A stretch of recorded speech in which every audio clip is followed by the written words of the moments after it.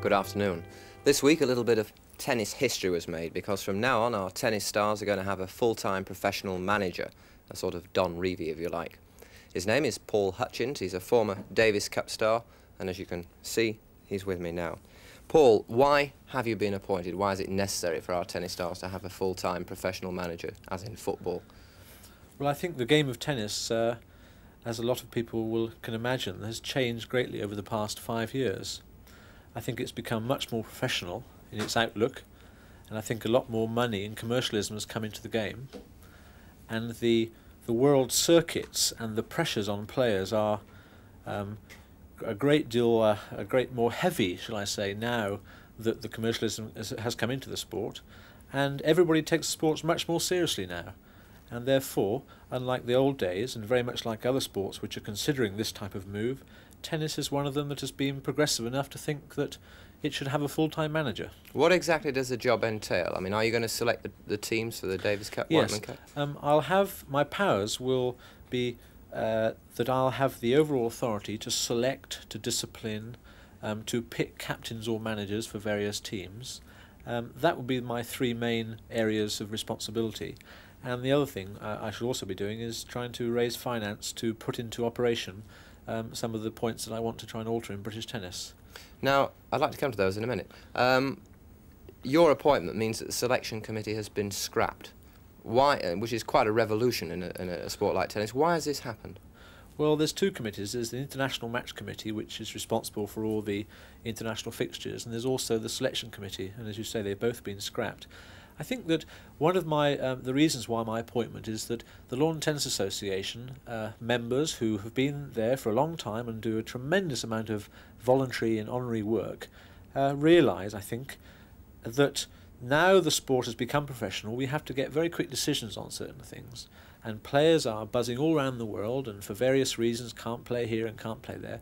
Decisions have to be made very quickly nowadays. Are they, as someone suggested, is there any truth in the rumour that someone made that they are bloody-minded schoolmasters? No, I don't think so.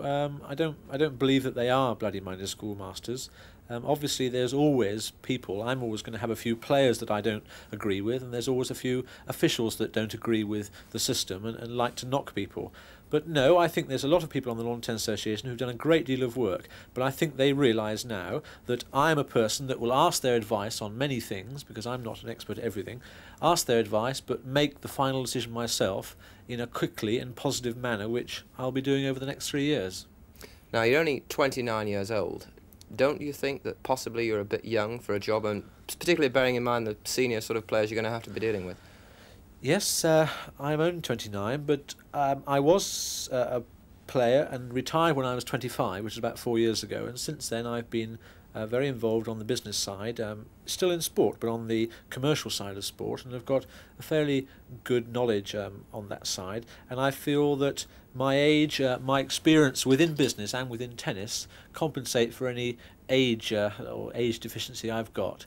There is going to be a problem with a few of the members of the team because they are maybe older than me, but I think that people realise, the majority of people realise that there is a new professional setup in tennis, and that they will come along with me and give me a good chance to really prove my worth. And I do not think that I'll get any problems from 99% of the people.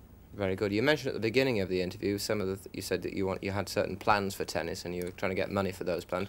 Could you, in the last half minute or so, tell me what they are? Well, my main objective is obviously to look very closely at the international team competitions like the Davis Cup and Wightman Cup, which I want to raise money for, because at the moment we're a bit short of money on the bonuses and things. And the other thing I want to do is to try and re-look at all the training and practice facilities that we've got, and to try and instill a sense of purpose and discipline into the youngsters. I think those are the most important things, but all these need a lot of finance.